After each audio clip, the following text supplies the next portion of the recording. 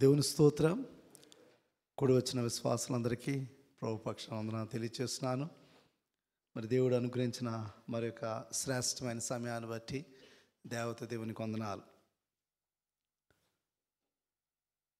దేవుని బిడ్డలైన మనము ఈ లోకంలో మన యాటిట్యూడ్ ఎలా ఉండాలంటే ఎప్పుడు కూడా ఇతరులను ప్రేమించేవారుగానే ఉండాలి. ఎలా ఉండాలి? ఇతరులను ప్రేమించేవారుగానే ఉండాలి. అయితే మనం చాలా సందర్భాల్లో మనం ద్వేషింపబడుతూ ఉంటాం. అయితే లోకంలో ఖచ్చితంగా ఈ ద్వేషం అనేది ఖచ్చితంగా ఉంటుంది. అనేక రీతిలుగా ద్వేషింపబడతాం. కొంతమంది అందంగా ఉన్నవారు అందంగా లేని వారి చేత ద్వేషింపబడుతూ ఉంటారు. కొంతమంది తలాంతులు కలిగిన వారు తలాంతులు లేని వారి చేత ద్వేషింపబడుతుంటారు. కొంతమంది ఉన్నతమైన స్థితిని బట్టి కొంతమంది ద్వేషింపబడుతుంటారు. అంటే ఈ రీతిగా మనం చూసినప్పుడు మానవుల్లో అనేక రీతిలుగా ద్వేషం అనేది మనం చూస్తున్నాం. అనేకమైన పరిధుల్లో ద్వేషాన్ని మనం చూస్తున్నాం. అయితే దేవుడు సెలవిచ్చిన మాట మనం చూసినప్పుడు నిన్న చదవబడిన వాక్యాన్ని ఒకసారి మనం చూసినప్పుడు యోహాను సువార్త 15వ అధ్యాయము, మీరు ఒకరినొకడు ప్రేమింపవలెనని ఈ సంగతులు మీకు ఆజ్ఞాపించుచున్నాను. చాలా సందర్భాలు చెప్తాను. దేవుని మాటలు ఎప్పుడు కూడా మనకు ఆజ్ఞలండి. దేవుని మాటలు ఆజ్ఞలు. ఇక్కడ ఏముంది? మీరు ఒకరినొకడు ప్రేమింపవలనని ఈ సంగతులను మీకు ఆజ్ఞాపించుచున్నాను అనే మాట చెప్తున్నాడు. కాబట్టి దేవుని బిడ్డలైన మనం అందరం కూడా ఏం చేయాలంటే టు లవ్ వన్ అనదర్, అందరినీ ప్రేమించాలి.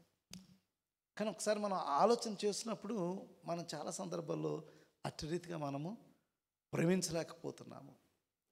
అయితే దేవుని బిడ్డలైన వారు ద్వేషింపబడుతున్నారు. ఇదేనా మన వాక్యం చూసినప్పుడు దేవుని బిడ్డలైన వారు ద్వేషింపబడుతున్నారు. అనేక రీతిలుగా దేవుని బిడ్డలైన వారు ద్వేషింపబడుతున్నారు. వాక్యాన్ని మనం చూస్తున్నప్పుడు చాలా ఆశ్చర్యం కలుగుతుంది. ఈ లోకాన్ని కూడా మనం చూస్తున్నప్పుడు మనం పొందుతున్న ద్వేషాన్ని బట్టి చాలా సందర్భాల్లో బాధ కలుగుతుంటుంది మనకి కదా. బాధ కలుగుతుంటుంది. మనం ద్వేషించేవారు మన స్వజనులేనండి. మన సొంత వారు మనం ద్వేషిస్తుంటారు తెలుసా. మన సొంత వారు మనల్ని ద్వేషిస్తుంటారు. ఆ విషయం మనకు తెలిసినప్పుడు చాలా బాధ కలుగుతుంది. చాలా బాధ కలుగుతుంది. మన సొంత వారే మనం ద్వేషిస్తుంటారు. వాక్యాన్ని చూసినప్పుడు యెషయా గ్రంథము 66వ అధ్యాయము 5వ వచనం చూసినట్లయితే, యెషయా గ్రంథము 66, యెహోవా వాక్యమునకు భయపడు వారులారా ఆయన మాట వినుడి, మిమ్మును ద్వేషించుచు నా నామమును బట్టి మిమ్మును త్రోసివేయు మీ స్వజనులు. చూసారా, ఈ మాట స్పష్టంగా ఉందా? మిమ్మును ద్వేషించుచు నా నామమును బట్టి త్రోసివేయు మీ స్వజనులు. మీ సంతోషము మాకు కనబడినట్లు యెహోవా మహిమనందును గాక అని చెప్పుదురు, వారే సిగ్గు నొందుదురు. చూసారా, అంటే ద్వేషము మన స్వజనుల నుంచి. ఎవరి చేత మనం ద్వేషింపబడుతున్నామంటే మన సొంత జనులే. మన ఇంట్లో వాళ్ళు అయి ఉండొచ్చు, మన స్నేహితులు అయి ఉండొచ్చు, మన వారు అయి ఉండొచ్చు. బయట వాళ్ళు ఒకవేళ ద్వేషిస్తుంటే అది వేరేగా మనం ఆలోచన చేయొచ్చు. బయట వాళ్ళు ద్వేషిస్తున్నట్లయితే వేరేగా ఆలోచించాడు. మన సొంత వారు మనం ద్వేషించినప్పుడు ఎంత బాధ కలుగుతుందండి. మన రక్త సంబంధులు మనం ద్వేషించినప్పుడు ఎంత బాధ కలుగుతుంది మనకి. మన స్నేహితులు మనం ద్వేషిస్తున్నప్పుడు ఎంత బాధ కలుగుతుంది. కొన్ని సందర్భాల్లో విశ్వాసులైన వారు మనం ద్వేషిస్తుంటారు. విశ్వాసులు అనబడిన వారు, అదే కదా ఇక్కడ చెప్తున్నది, విశ్వాసులు అనబడిన వారు కూడా మనల్ని ద్వేషిస్తుంటారు. కాబట్టి దేవుని వాక్యం స్పష్టంగా చెప్తుంది. కాబట్టి ద్వేషం అనేది మన సొంత వారు కూడా మనల్ని ద్వేషించే పరిస్థితులను మనం ఎదుర్కొంటాము. కాబట్టి లోకం అట్టి రీతిగా ఉన్నది అనే విషయం. కానీ మనం ఏం చేయాలంటే we need to love even though they are hating you. వాళ్ళకి నిన్ను ద్వేషిస్తున్నా సరే, వారు నిన్ను ద్వేషిస్తున్నా నీవు తిరిగి వాళ్ళని ద్వేషించకూడదు. నువ్వు వారిని ప్రేమిస్తుండే ఆజ్ఞాపించాడు కదా దేవుడు. ఆయన ఏం చెప్పాడు? ఆయన ఆజ్ఞాపించాడు. నేను ఆజ్ఞాపిస్తే ఈ మాటలు మీకు తెలియజేస్తున్నాను, మీరు ఒకరినొకరు మీరు ప్రేమించుడి అని మాటను ప్రభువైన యేసుక్రీస్తు చెప్తున్నాడు. కాబట్టి ఈ లోకంలో మన స్వజనులే మనం ద్వేషిస్తుంటారు. అది చాలా బాధను మనకు కలిగించేది. అయితే ప్రభువైన యేసుక్రీస్తు స్పష్టంగా చెప్తున్నాడు, ఈ లోకం మిమ్మల్ని ద్వేషిస్తుందని చెప్తున్నాడు. ఎందుకంటే ఈ లోకం మిమ్మల్ని ద్వేషిస్తుంది. ఈ లోకంలో నేను మిమ్మల్ని ప్రత్యేకించుకున్నాను, మిమ్మల్ని నేను ఏర్పరచుకున్నాను, అందుకే ఈ లోకం మిమ్మల్ని ద్వేషిస్తుంది. యోహాను సువార్త 15వ అధ్యాయము, లోకం మిమ్మల్ని ద్వేషించిన యెడల మీకంటే ముందుగా నన్ను ద్వేషించినని మీరు లోక సంబంధమైన యెడల లోకము, చూసారు ఇక్కడ చాలా చాలా జాగ్రత్తగా మనం గమనించాలి. మీరు లోక సంబంధులు అయితే లోకం మీతో స్నేహం చేస్తుందంట.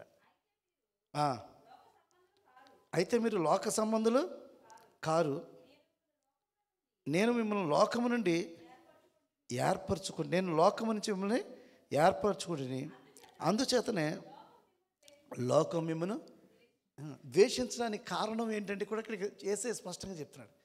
ద్వేషించడానికి కారణం ఏంటంటే నేను మిమ్మల్ని లోకం నుంచి ప్రత్యేకించుకున్నాను, నేను లోకం నుంచి మిమ్మల్ని ప్రత్యేకించుకున్నాను. మీరు లోక సంబంధులు కాదు కదా, మీరు లోక సంబంధులు కాదు కదా. అంటే దేవుని బిడ్డలైన వారు, దేవుని చేత పిలువబడిన వారు, దేవుని బిడ్డలైన వారు లోకంలో ప్రత్యేకింపబడిన వారు. కాబట్టి దేవుని బిడ్డలైన వారు ఇతరులను ద్వేషించకూడదు. మీరు ప్రేమిస్తూనే ఉండాలి. వారు ద్వేషిస్తూనే ఉంటారు, కానీ నువ్వు ప్రేమిస్తూనే ఉండాలి. కానీ లోకం మిమ్మల్ని ద్వేషిస్తుంది, మీరు ఆశ్చర్యపడొద్దని చెప్తున్నాడు. లోకం మిమ్మల్ని ద్వేషిస్తుంది, ఎందుకంటే వారు లోక సంబంధులు.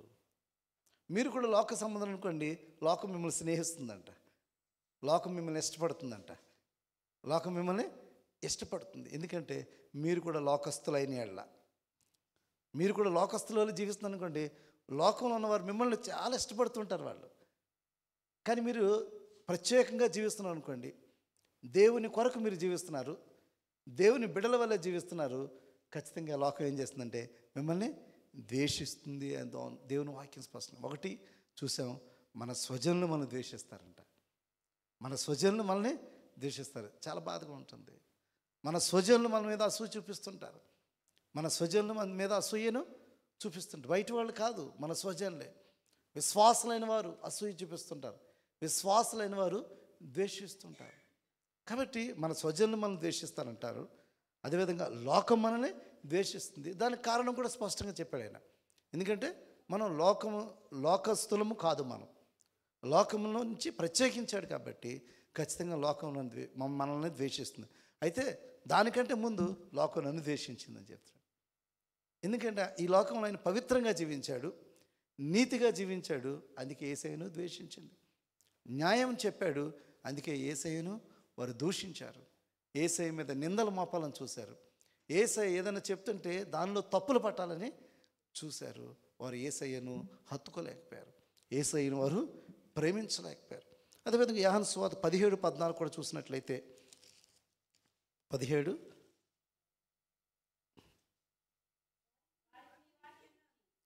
వారికి నీ వాక్యం ఇచ్చి ఉన్నాను, నేను లోక సంబంధిని కానట్లు వారు లోక సంబంధులు కారు గనుక లోకం వారిని ద్వేషించును. కాబట్టి లోకం వారిని నీ వాక్యం ఇచ్చి ఉన్నాను, నేను లోక సంబంధిని కానట్లు వారు లోక సంబంధులు కారు కనుక లోకము వారిని ద్వేషించును అనమాట. కాబట్టి లోకములో లోక సంబంధులైన వారు దేవుని బిడ్డలైన వారిని స్పష్టంగా ద్వేషిస్తుంది. వారిలో వాక్యం లేనివారు, వాక్యం గ్రహించని వారు, వాక్యం లేనివారు ఖచ్చితంగా దేవుని బిడ్డలైన వారిని ద్వేషిస్తుందని దేవుని వాక్యం స్పష్టంగా మనకి సెలవిస్తుంది. అయితే ఎందుకు దేవుని బిడ్డలైన వారిని ద్వేషిస్తుంది అని మనం చూస్తున్నప్పుడు, దేవుని కొరకు మనం జీవిస్తున్నప్పుడు ద్వేషింపబడతారు.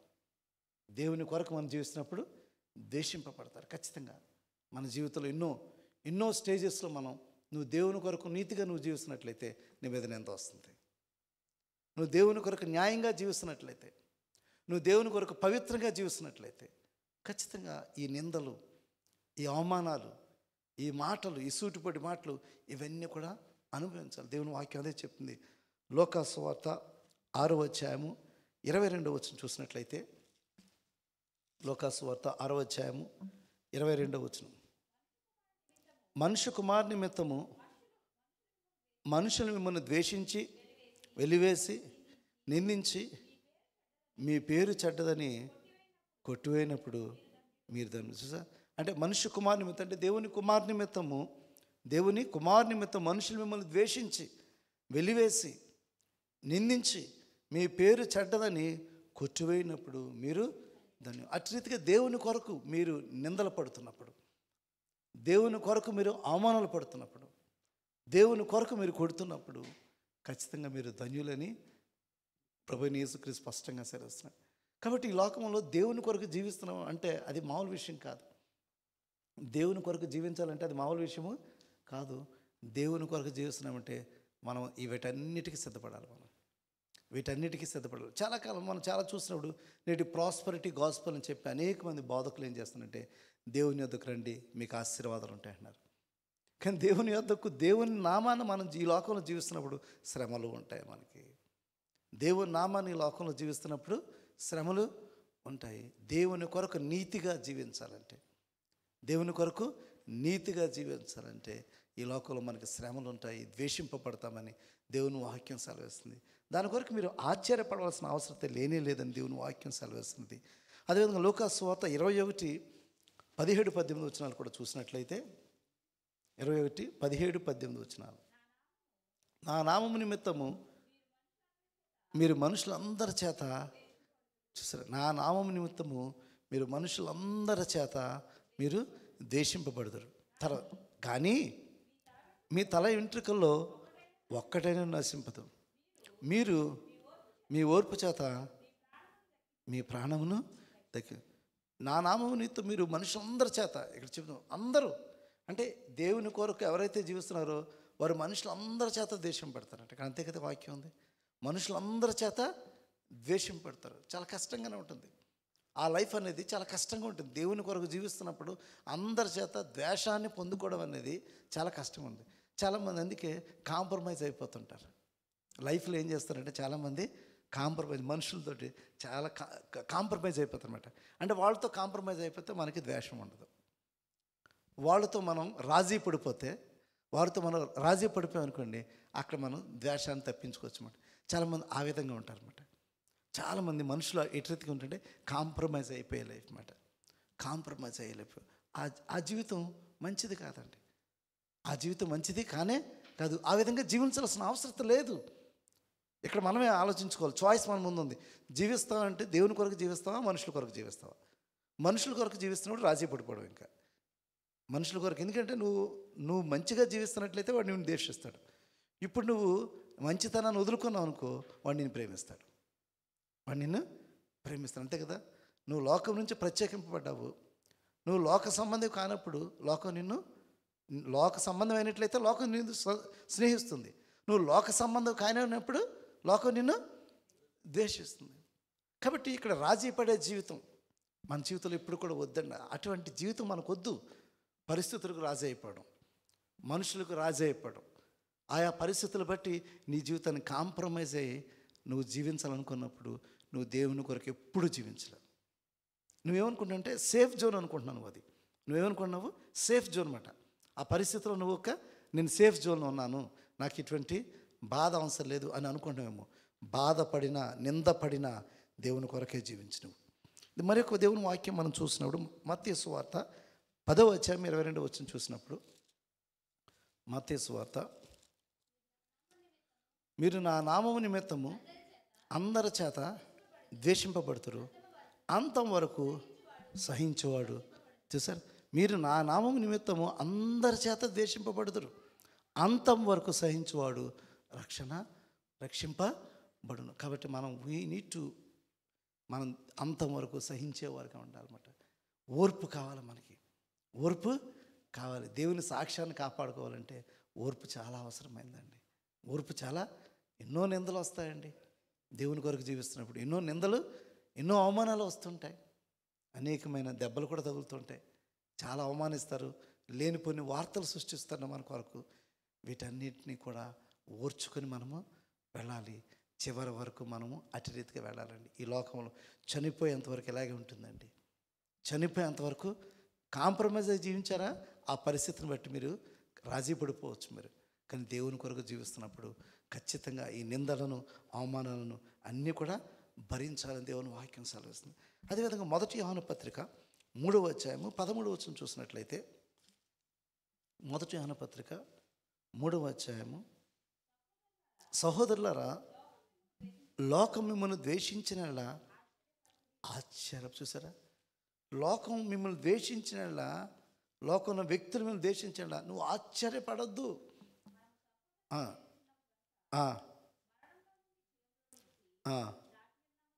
దాటి ఉన్నామని ఎరుగుదాం. కాబట్టి లోకం మిమ్మల్ని ద్వేషించేలా సర్ప్రైజ్ కావద్దు. Don't be surprise. ఈ లోకంలో ఉన్నవాడు, లోకంలో దేవుని ఎరగనవాడు నిన్ను ద్వేషిస్తాడు ఖచ్చితంగా. నువ్వు చర్చికి వెళ్తానంటే వాడు నిన్ను ద్వేషిస్తాడు. నువ్వు నీతిగా జీవిస్తానంటే నిన్ను ద్వేషిస్తాడు. నువ్వు తప్పు చేయకుండా ఉంటున్నట్లే నిన్ను ద్వేషిస్తాడు. ఎందుకంటే వాడు ఈ లోకంలో ఉన్నవాడు, ఈ లోక జీవితం జీవిస్తున్నవాడు. కాబట్టి నిన్ను హేళన చేస్తాడు, నిన్ను హేళన చేస్తాడు, అపహాస్యం చేస్తాడు నిన్ను. కానీ నువ్వు వాడి మార్గంలో వెళ్ళిపోయావు అనుకో, వాడు చాలా సంతోషిస్తుంటాడు. కాబట్టి ఇది నాన్న లోకము చేత నువ్వు ద్వేషాన్ని పొందుకుంటావు. కాబట్టి నా నిమిత్తము మీరు ద్వేషింపబడతారు అని దేవుని వాక్యం ఆయన స్పష్టంగా ఆయన సెలవిస్తున్నాడు. అయితే బైబిల్లో మనం చూసినప్పుడు అనేకమైన సందర్భాల్లో దేవుని బిడ్డలైన వారు ద్వేషింపబడ్డారు. దేవుని కొరకు ప్రవచనం చేసినప్పుడు ద్వేషింపబడ్డారు. దేవుని కొరకు నీతిగా జీవిస్తున్నప్పుడు, దేవుని కొరకు నీతిగా మనం మాట్లాడుతున్నప్పుడు, కొన్ని సందర్భాల్లో న్యాయంగా మాట్లాడుతున్నప్పుడు ద్వేషింపబడతాం ఖచ్చితంగా. దేవుని వాక్యం మనం చూసిన కొన్ని వాక్య సందర్భాలు మనం చూసినప్పుడు, పాత నిబంధన కాలంలో 2వ దినవృత్తాంతాల గ్రంథము 16వ అధ్యాయము 7 నుంచి 16వ అధ్యాయము, ఆసా కాలంలో జరిగిన ఒక సంఘటన. ఆ కాలమందు దీర్ఘదర్శి అయిన హనాని యూదారాజైన ఆసా ఎద్దుకు వచ్చి అతనితో ఇలాగూ, ఈ దీర్ఘదర్శి అయిన హనాని మరి రాజుకు చెప్తున్నాడు ఈ మాటను, నీవు నీ దేవుడైన యెహోవాను నమ్ముకొనక సిరియా రాజుని నమ్ముకుంటువే. సిరియా రాజు యొక్క సైన్యము నీ వశం నుంచి తప్పించుకొని పోయెను. బహు విస్తారమైన రథములను, గుర్రపు రౌతులను గల కూషీలను, లూబీలను గొప్ప దండే వచ్చితిరి కదా. ఆయనను నువ్వు యెహోవాను నమ్ముకునినందున ఆయన వారిని నీ చేతికి అప్పగించును. తన ఎడల యథార్థ హృదయం గలవారిని బలపరచుటకై యెహోవా కనుదృష్టి లోకమందంతటా సంచారము చేయుచున్నది. ఈ విషయమందు నీవు మతి తప్పి ప్రవర్తించితివి గనుక ఇది మొదలుకొని నీకు యుద్ధములే. ఇక్కడ స్పష్టంగా వచ్చి ఆ దేవుని ప్రేరణ చేత ఈ మాటలు చెప్తున్నాడు. దేవుని ప్రేరణ చేత ఈ మాటలు, హనాని ఈ మాటలు చెప్తున్నాడు. నువ్వు మరి యెహోవాను నమ్ముకోకుండా సిరియా రాజును నమ్ముకోరు. చాలా సందర్భాల్లో మనం దేవుని నమ్ముకోకుండా మనుషుల్ని నమ్ముకుంటాం. దేవుని నమ్ముకోకుండా మనం మనుషుల్ని నమ్ముకుంటాం. ఎవరన్నా కొంతమంది దేవుని బిడ్డలైన వారు మంచి చెప్పడానికి చూసినప్పుడు మనం చాలా సందర్భాల్లో వారిని ద్వేషిస్తాం. ఇక్కడ హనాని రాజుకి చెప్తున్నాడు, నువ్వు దేవుని నమ్ముకోలేదు, నువ్వు దేవుని నమ్ముకోలేదు అని చెప్పి ఆ రాజుతో, ఆసా రాజుతో ఈ మాట చెప్పినప్పుడు ఏం చేస్తాడో చూసారా? చూడండి, ఆ దీర్ఘదర్శి అట్లు ప్రకటించినందున ఆసా అతని మీద కోపగించి రౌద్రము చూపి అతనిని బందీ గృహంలో వేశాను. ఇది కాక ఆ సమయం ముందే ఆసా జనులలో కొందరిని బాధపరిచను. చూసారా, ఆసా మరి కొందరిని బాధపరిచను. ఇతను తీసుకుని బందీ గృహంలో జైల్లో పడవేశాడంట. నువ్వు దేవుని నమ్ముకోవట్లేదు, నువ్వు దేవునిని నమ్ముకోవట్లేదు. ఈ లోక సంబంధమైన యొక్క వారి సిరియా సైన్యమును, ఆ రాజుని వారు నువ్వు నమ్ముకుంటున్నావని ఇక్కడ ఎప్పుడైతే మాట చెప్పాడో ఈ యొక్క ఆశ అతని మీద కోపం ఇచ్చిన రౌద్రం వచ్చేసిందండి. అతని మీద రౌద్రం వచ్చేసిందంట. తీసుకెళ్ళి అతన్ని జైల్లో పెట్టేసిందంట. అతనితో పాటు అనేక మందిని బాధించెను అనే మాట మనం చూసినాం. ఖచ్చితంగా దేవుని బిడ్డలైన వారు ద్వేషింపబడతారు. దేవుని బిడ్డలైన వారు ఖచ్చితంగా ద్వేషింపబడతారు. ప్రవక్త అయిన ఇర్మియా కూడా అంతే. ప్రవక్త అయిన ఇర్మియా కూడా మరి దేవుని పక్షాన ప్రవచిస్తున్నప్పుడు, దేవుని పక్షాన ఆ రాజుకు తెలియజేస్తున్నాడు. అప్పుడున్న సిద్కియా రాజుకి తెలియజేస్తున్నాడు, మన యొక్క అవిధేయత వల్ల దేవుని తీర్పు మన మీదకి రాబోతుంది, దేవుని తీర్పు మన మీదకి రాబోతుందని ఈ మాటలు చెప్తుంటే వారికి కఠినంగా ఉంది. వాళ్ళకి కఠినంగా ఉంది. వారికి ఆ ఇర్మియా చెప్తున్న మాటలు కటువుగా అనిపించినాయి. అయితే ఇర్మియాను కూడా అటు రీతిగా బాధించారు. ఇర్మియాను కూడా అటు రీతిగా బాధించిన సందర్భాన్ని మనం చూస్తున్నాము. ఇర్మియా గ్రంథము 32వ అధ్యాయము, ఇర్మియా గ్రంథము 32వ అధ్యాయము 1-5 వచనాలు చూడండి. యూదా రాజైన సిద్కియా ఏలుబడిలో 10వ సంవత్సరమున, అనగా నెబుకద్నెజరు ఏలుబడి 18వ సంవత్సరమున యెహోవా యుద్ధ నుండి ఇర్మియాకు ప్రత్యక్షమైన, మరి ఇర్మియాకు దేవుని వాక్కు వచ్చింది. ఈ వాక్కును వచ్చి స్పష్టంగా రాజుకు చెప్తున్నాడు. అక్కడ ఉన్న రాజుకి చెప్తున్నాడు, దేవుని యొక్క ఉగ్రత మన మీదకి రాబోతుందని చెప్తున్నాడు. చూడండి, ఆ కాలమున బబులోను రాజు దండు యెరూషలేమునకు ముట్టడి వేయుచుండగా సిద్కియా ఇర్మియాతో చెప్పినదేమనగా, యెహోవా ఇలాగ సెలవిచ్చినాడు, ఆలకించుడి. ఈ పట్టణమును బబులోను రాజు చేతికి నేను అప్పగించున్నాను, అతడు దాన్ని పట్టుకును. యూదా రాజైన సిద్కియా కల్దీయుల చేతి నుండి తప్పించుకొనక బబులోను రాజు చేతికి నిశ్చయముగా అప్పగించబడును. సిద్కియా అతనితో ముఖాముఖిగా మాట్లాడును, కనులారా అతను చూచును. అతడు సిద్కియాను బబులోనుకును కొనిపోవును. నేను అతను దర్శించే వరకు అతడు అక్కడనే ఎండును. ఇదే యెహోవా వాక్కు. అంటే ఇర్మియాకు చెప్పిన మాట దేవుడు సిద్కియాకి తెలియచేశాడు. వెంటనే చదవండి. మీరు కల్దీయులతో యుద్ధము చేసినను మీరు జయము, మీరు కల్దీయులతో యుద్ధం చేసినను మీరు జయము నొందరు అని మాటలు నీవేళ ప్రకటించుచున్నావని ఇర్మియాతో చెప్పి అతనిని చెరలో వేయించెను. కాగా ప్రవక్త ఇర్మియా యూదా రాజమందిలో ఉన్న చెరసాల ప్రాకారంలో ఉంచబడెను. కాబట్టి ఆ మాటలు, దేవుని మాటలు వచ్చి ఆ సిద్కియా తెలియచేశాడు. ఖచ్చితంగా ఆ కల్దీయుల చేతికి మీరు అప్పగించబడుతున్నారు, కల్దీయుల చేతికి వెళ్ళి యుద్ధానికి వెళ్తున్నారు, కానీ మీరేమి నెగ్గరు. మీరు ఈ మాటలు వచ్చి చెప్పినా సరే ఆ రాజు ఏం చేశాడంటే, ఆ మాటలు ఇతను కట్టుగా ఉన్నాయి, రాజుకి అది ఇష్టముగా లేవు. తీసుకెళ్ళి ఇర్మియాని ఏం చేశారంటే జైల్లో పడవేసినట్టుగా మనం చూస్తున్నాం. హనాన్ని అని ఏ విధంగా అయితే జైల్లో పడవేశారో ఇక్కడ ఇర్మియాను కూడా అటు రీతిగా పడవేసినట్టుగా మనం చూస్తున్నాం. అదేవిధంగా షడ్రకు మెషకు అబేద్నెగోను ఏం చేశారంటే వారు ఏర్పరిచిన ప్రతిమను మేము ఆరాధన చేయమన్నారు. తీసుకువెళ్ళి ఆ యొక్క అగ్నిగుండంలో పడవేసినట్టుగా మనం చూస్తున్నాము.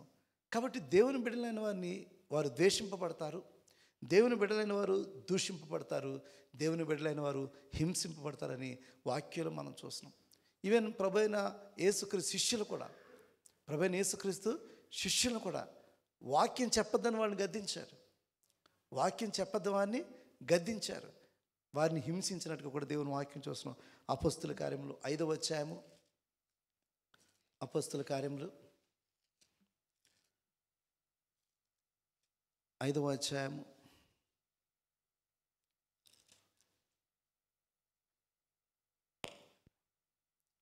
40వ వచనం చూడండి.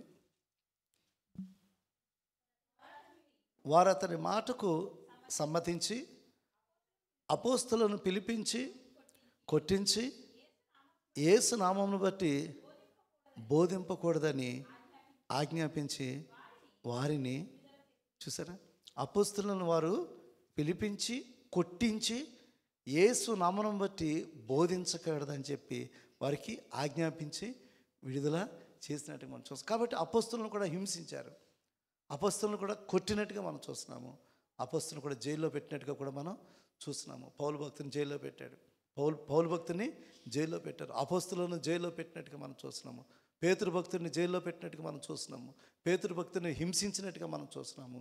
కాబట్టి యేసుక్రీస్తు శిష్యులను కూడా ఇక్కడ కొట్టినట్టుగా మనం చూస్తున్నాము, హింసించినట్టుగా మనం చూస్తున్నాము. ఈవెన్ ప్రభువైన యేసుక్రీస్తుని కూడా ద్వేషించారు. ప్రభువైన యేసుక్రీస్తుని ఎప్పుడు చంపాలని చూశారు. ఆయన చెబుతున్న మాటల్ని వారు అంగీకరించలేదు. ప్రభువైన యేసుక్రీస్తుని కూడా వారు ద్వేషించినట్టుగా చూస్తున్నాము. యోహాను సువార్త 7:7 వచనం చూసినట్లయితే, యోహాను సువార్త 7వ అధ్యాయము 7వ వచనం, లోకం మిమ్మల్ని ద్వేషించినారదు, కానీ దాని క్రియలు చెడ్డవని నేను దాని గురించి సాక్ష్యం ఇచ్చుచున్నాను కనుక అది నన్ను ద్వేషించును. అంటే లోకంలో ఉన్న క్రియలను ఆయన ఎక్స్పోజ్ చేశాడు. ఆయన లోకంలో ఉన్న క్రియలన్నీ కూడా ఎక్స్పోజ్ చేశాడు. ఆ రోజు శాస్త్రులను పరిసయ్యులను వారి వేషధారిని దేవుడు ఎక్స్పోజ్ చేశాడు, వారి ప్రార్థనా జీవితాన్ని ఎక్స్పోజ్ చేశాడు, వారు ఇచ్చే ధర్మాన్ని దేవుడు ఏ విధంగా వారు చారిటీ చేస్తున్నారో దాన్ని దేవుడు ఎక్స్పోజ్ చేశాడు, వారి భక్తి జీవితాన్ని, వేషధారణ జీవితాన్ని దేవుడు ఎక్స్పోజ్ చేశాడు. ఇవన్నీ కూడా ఎక్స్పోజ్ చేసినప్పుడు ఆబ్వియస్లీ వాళ్ళు ద్వేషిస్తారు కదా, వారి తప్పులను ఎత్తి చూపించినప్పుడు. కాబట్టి ఇక్కడ ప్రభువైన యేసుక్రీస్తు ఇక్కడ స్పష్టంగా వారిని గురించి లోకం మిమ్మల్ని ద్వేషించనేరదు, కానీ దాని క్రియలు చెడ్డవి, నేను దానిని గురించి సాక్ష్యం ఇచ్చుచున్నాను కనుక అది నన్ను ద్వేషించుచున్నది అని చెప్పి ప్రభువైన యేసుక్రీస్తు కూడా ఆ ద్వేషాన్ని ఆయన పొందుకుని, ఎందుకంటే ఈ లోకంలో వారి కొరకు సాక్ష్యం ఇచ్చాడు, వారు జీవిస్తున్న జీవితాన్ని ఆయన ఎత్తి చూపించాడు. అందుకే ఖచ్చితంగా వారు ద్వేషించారు. ఈ లోకంలో మనం కూడా నీతిగా జీవిస్తున్నప్పుడు ఒకవేళ మనం ఎవరినైనా కరెక్ట్ చేస్తున్నాం అనుకోండి, వాడు నిన్ను ద్వేషిస్తాడు, అంతే కదా. వాక్యం ఏం చెప్తుంది? సామెతల గ్రంథం చూసినట్లయితే చక్కని మాట, సామెతల గ్రంథము 9వ అధ్యాయము 7వ వచనం చూడండి. అపహాసకులకు బుద్ధి చెప్పాడు తనకే నింద తెచ్చుకున్నాను, భక్తిహీనులను గద్దించడానికి నువ్వు భక్తిహీనులు గద్దించావనుకోండి, దేవుని వాక్యం తెలియనివాడు, దేవుని భయం లేనివాడు, వాడు గద్దించినట్లయితే వాడు నేను అవమానపరుస్తాడు, వాడు నేను దూషిస్తాడు, అనరాని మాటలు అంటాడు కదా. ఒకవేళ నువ్వు వాడిని సరి చేయాలని అనుకుంటావు, వాడిని సరి చేయాలని అనుకుంటావు, వాడికి దేవుని భయం ఉండదు, గౌరవం ఉండదు కదా, వాడు నిన్ను అవమానపరుస్తాడు. అయితే తర్వాత వచ్చిన కూడా అపహాసను గద్దింపకము, గద్దించిన వాడు నేను ద్వేషిస్తాడు. అంటే నువ్వు వాడిని గద్దించావు అనుకో, నాయనా నువ్వు ఇది చెయ్యకు అని చెప్పావు అనుకో, వాడు నేను ద్వేషిస్తాడు. జ్ఞానము గలవాన్ని గద్దింపగా వాడు నిన్ను ప్రేమించినాడు. అంటే జ్ఞానం గలవాడిని, దేవుని భయానికి వెళ్ళేవాడిని నువ్వు గద్దించావు అనుకో, వాడు నేను ప్రేమిస్తాడు. ఎందుకంటే నువ్వు మంచి చెప్తున్నావు, నువ్వు మంచి చెప్పేది వాడు గ్రహిస్తాడు. కానీ జ్ఞానం లేనివాడు, అపహాస్యకుడు, బుద్ధిహీనుడు, దేవుని వాక్యం తెలియనివాడు, దేవుని భయం లేనివాడు, వాడు నువ్వు గద్దించావు అనుకో నేను ద్వేషిస్తాడు. వాడు నీతో మాట్లాడతాడు అనుకున్నావా, వాడు నేను ద్వేషిస్తాడు, పారిపోతాడు కూడా. కానీ జ్ఞానవంతుడిని, దేవుని భయం కలిగిన వాడిని, దేవుని భయాన్ని నువ్వు వాడిని గద్దించావు అనుకో, వాడు నేను ప్రేమిస్తాడు. వారు మరీ జ్ఞానవంతుడు అవుతాడని జ్ఞానవానికి ఉపదేశం చేయగా వారు మరింత జ్ఞానమునందును, నీతి గలవానికి బోధ చేయగా వాడి జ్ఞానాభివృద్ధి నొందును అని చెప్తున్నాడు. కాబట్టి ఇది ఇక్కడ కూడిన మనందరం కూడా ద్వేషింపబడతాం. దానికి ఎవ్వరు కూడా అతీతులు కాదు. మనందరం కూడా స్వజనుల చేత ద్వేషింపబడతాం, మన సొంత కుటుంబస్తుల ద్వారా ద్వేషింపబడతాము, మన స్నేహితుల ద్వారా ద్వేషింపబడతాము, విశ్వాసుల ద్వారా ద్వేషింపబడతాము, లోకము నుంచి ద్వేషింపబడతాము. దేవుని కొరకు నువ్వు జీవిస్తున్నప్పుడు ద్వేషింపబడతావు. నువ్వు దేవుని కొరకు నీతిగా, న్యాయంగా, పవిత్రంగా జీవిస్తున్నప్పుడు నువ్వు ద్వేషింపబడతావు. అంతం వరకు సహించిన వాడు రక్షింపబడును అని దేవుని వాక్యం సెలవిచ్చినప్పుడు, లోకం నువ్వు ద్వేషించినప్పుడు ఆశ్చర్యపడవద్దు. లోకం మిమ్మల్ని ద్వేషించినప్పుడు నువ్వు ఆశ్చర్యపడవద్దని దేవుని వాక్యం సెలవిస్తుంది. కాబట్టి ఇక్కడ మనందరం కూడా గమనించాలి, నీవు ఇతరులను ద్వేషించొద్దు. ద్వేషాన్ని నువ్వు పొందుకుంటావు, ఈ శ్రమలను, నిందలను నువ్వు పొందుకుంటావు. కానీ నీవు ఇతరులను ద్వేషించొద్దు, మరలా ఫస్ట్ వచనానికి వచ్చాము. ఆయన మన చెప్పాడు, నేను ఆజ్ఞాపిస్తున్నాను, మీరు ఒకరినొకరు ప్రేమించుకునండి అని చెప్తున్నాడు. కాబట్టి ఇక్కడ ఉన్న మనందరం కూడా దయచేసి మనలో అటువంటి ఆలోచన ఎవ్వరికి వద్దు. మనం ఎవరిని కూడా, మన వర్క్ ప్లేస్లో ఉన్న వారిని కానీ, మన ఇంటి వారిని కానీ, మన స్నేహితులను కానీ, సొంత బిలీవర్స్ని కానీ ఎవరిని కూడా మనం ద్వేషించవద్దు. మనం ప్రేమిద్దాం. ప్రేమించినప్పుడు ఖచ్చితంగా దేవుడు మనల్ని బ్లెస్ చేస్తాడు. కాబట్టి ఇక్కడ కూడా మనందరం కూడా ద్వేషమునైతే మనం ఎదుర్కొంటాము, దానికి ఎవరు కూడా అతిథులు కాదు. కానీ మనం ఒకటే చేయాలి, వారి కొరకు ప్రార్థన చేయాలి, వారిని ప్రేమిస్తూనే ఉండాలి. వారు మిమ్మల్ని ద్వేషిస్తున్నా వారి కొరకు మీరు ఏం చేయాలి? ప్రార్థన చేయాలి. వారి కొరకు మీరు ప్రార్థన చేయాలి. దానిని బట్టి వారు తెలుసుకుంటారు మీరు నా శిష్యులని. అంతేకాని నువ్వు చర్చికి వెళుతూ ఉన్నదానిగా ఉన్నావు, చర్చికి వెళుతున్నవాడుగా ఉన్నావు, ఇంకా ద్వేషాన్ని కలిగి ఉన్నట్లయితే నువ్వు దేవుని బిడ్డవు కానే కాదు. కాబట్టి ఈ లోకంలో మనం ఎదుర్కొంటాం ఈ యొక్క ద్వేషాన్ని, ఈ శ్రమలని. కానీ దేవుని బిడ్డగా నీవు అట్టి రీతిగా ప్రవర్తించకుండా ఎల్లప్పుడూ కూడా ఇతరులను ప్రేమించేవారుగా ఉన్నప్పుడు దేవునికి ఆశీర్వాదాలు పొందుకుంటావు. దేవుడి మాటలు దీవించును గాక. ఆమేన్.